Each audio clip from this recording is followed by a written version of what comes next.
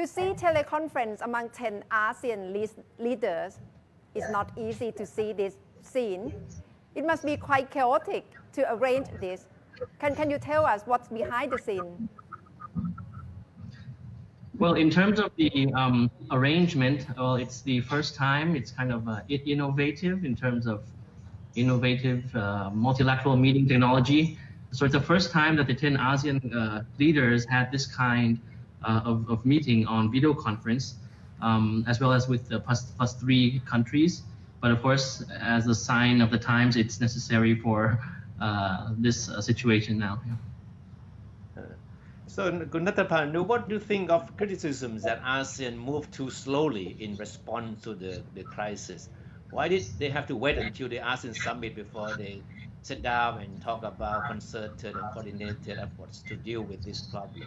But of course, I understand that there were earlier meetings at the lower levels and of course up to the ministerial level to discuss this. But the perception is that ASEAN has been slow in responding to the crisis.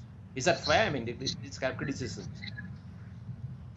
Well, at the outset, people who are not familiar with multilateral affairs might think that it's slow, but in actuality, as you mentioned, there are mechanisms within the ASEAN framework. So this is not actually the first time that ASEAN countries are meeting at the summit level, because they've been meeting at other levels, the ambassador or director general level, at the SOM or the senior officials level, at the ministerial level as well. So it's like a trickle up effect actually to present each proposal up the scale a bit. But in the meanwhile, projects have been going on as well. So I don't think that it's quite fair to say that it's slow in acting. I think it's timely to be at the summit level. That's what I would say. If you asked about the summit itself on the ASEAN side before the plus 3 side, right? That's right. So what was the most concrete outcome of today's ASEAN summit? Well, first of all, the chair of Vietnam, their theme is cohesiveness and responsiveness. So they aim to be very responsive and concrete, as you mentioned. So they're taking a whole of ASEAN community approach. For the concrete ones, I think Gunak just now mentioned a bit already. First, of course, is the ASEAN Response Fund, in which it's a Thai proposal, and the ASEAN member states and the ASEAN plus 3 also agreed to it and then endorsed it, just that the details have to be worked out. That's very concrete. It would be funding all the medical supplies, all the necessary equipment needed in each country. The second concrete result, well, one from Thailand is that, of course, we're offering to fellow ASEAN member countries locally produced test kits as well for COVID. Also, there's this scheme that ASEAN countries simply would help each other in third countries. So meaning that ASEAN nationals in a third country would be assisted by an ASEAN government if they don't have representation there. So for example, if an Indonesian national needed assistance in South America and then there was no Indonesian embassy, Thailand would offer assistance to that ASEAN national in terms of getting through the COVID situation. So that's what's the other that's the other concrete discussion. And where will the fund come from? Yes, first of all, they discussed about using the existing mechanisms within ASEAN plus 3 as well. There is the possibility, there was a flow chart actually, which was presented, wherein the source of funding would be sort of like grouped up and combined to reach the amount, the target. But that's of course not released yet. That's still under discussion with the plus 3 countries. There was also discussion about aside from the COVID fund itself, the money that would be helping ASEAN economies in the long run as well. So including like loans from the Chiang Mai Initiative, multilateral initiative, and the like. There's also actually a package that like development banks can also offer or chip in to this fund, like the Asian Investment Bank. So now we have the declarations, we have the commitment from the ASEAN leaders. So what will happen next? You can tie up this answer with the ASEAN +3 summit as well.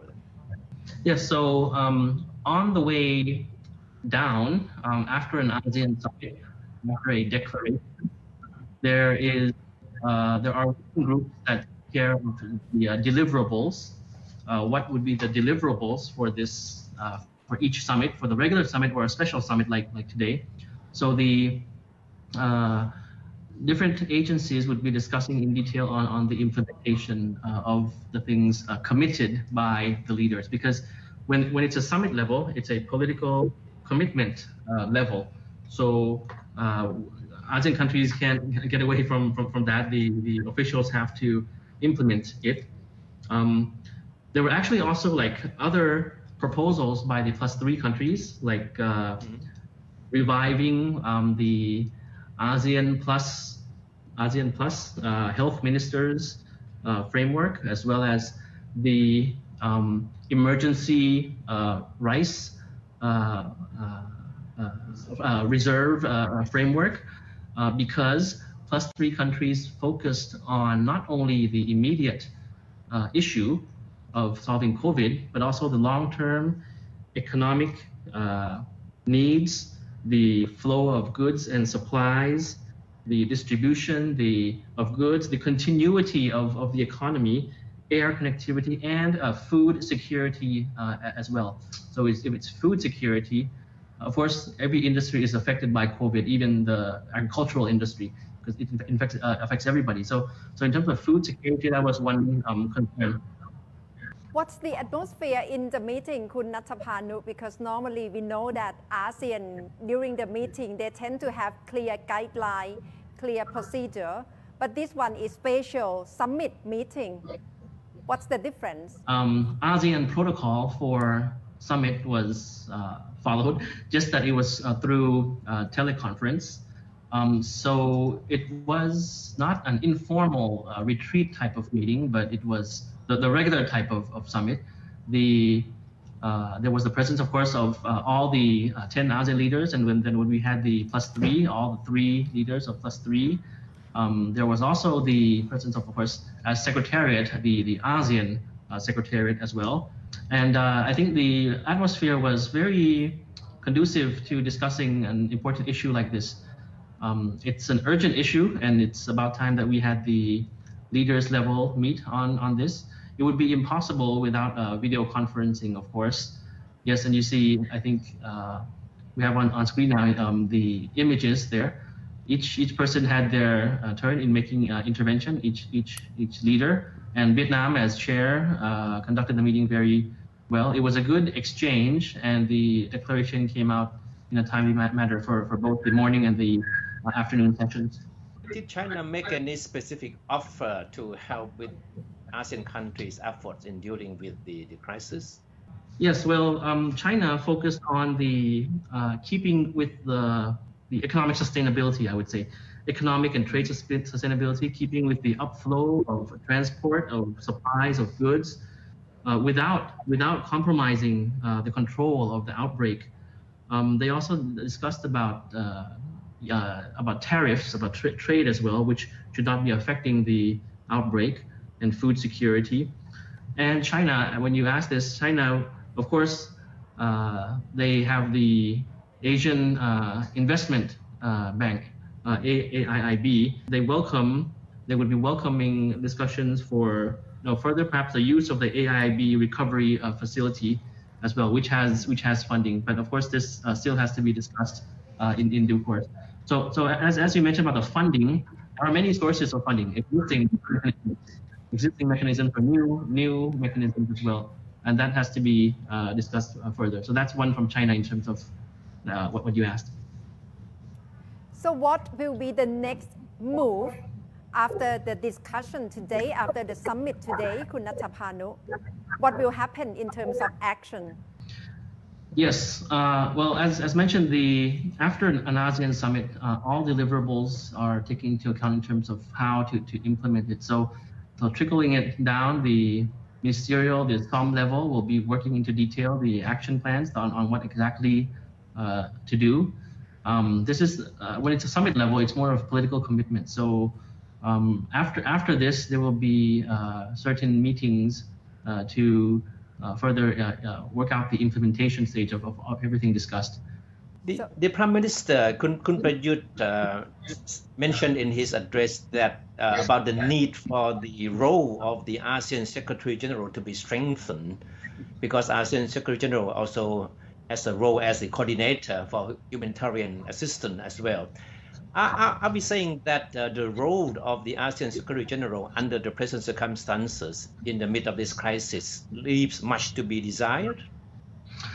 Yes, the Secretary-General of ASEAN has, of course, is the secretariat of the association itself, and his role has always been crucial in moving forward in actually doing the groundwork from that results from each commitment.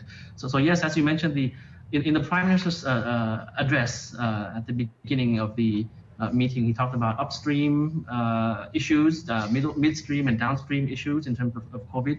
And he also talked about strengthening the role of the ASEAN Secretary-General because the ASEAN Secretary-General, as the coordinator of humanitarian assistance, also covers cooperation in terms of emergency situations like floods or earthquakes within ASEAN.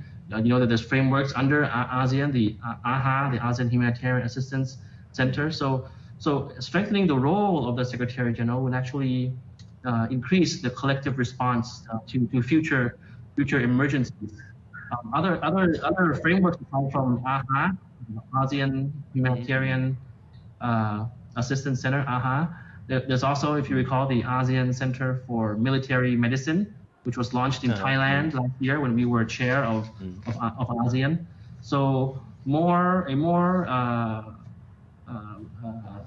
active and robust role for the Secretary-General is what the Prime Minister was suggesting. Yes, of course, we all remember the good old days when Kun Surimbisuwan was in charge, right? We saw a much more active ASEAN Secretariat back then. Yeah, well, I think all Secretary-Generals of ASEAN are capable, of course. They have the support of all ASEAN member countries, and of course the expertise, the skill sets of each leader is different. So I think that the cooperation that the ASEAN Secretary-General is able to attract between the member states is very important.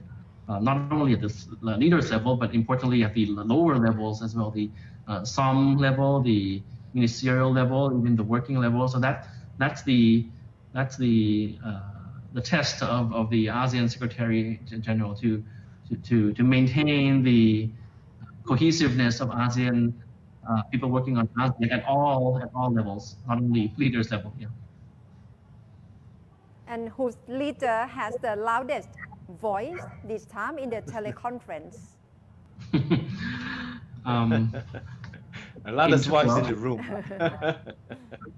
Well, in terms of volume, everybody has the same volume on the microphone, but I don't think anybody had the loudest voice because it is not in one country's interest. I mean, the topic discussed is not only in one country's interest. If it's a dispute, a sea dispute in the South China Sea, of course there would be loud voices or stronger positions. But this is a common enemy to ASEAN, a common enemy to ASEAN plus 3. This enemy is COVID, of course. So everybody is in a level playing field. Everybody has the same weight in terms of the contribution. It doesn't matter if in a crisis, it doesn't matter if you're a big person or a small person. That's what I mean. Everybody is affected by COVID. if you say that one big country, usually politically influential, that country might be the country that is most affected by COVID, or the first country affected by COVID. Of course, China was the first, and China participated very actively and constructively in this +3 meeting. ROK, Japan was also affected. All countries were affected. So it's we're in a common resolve in this special summit meeting.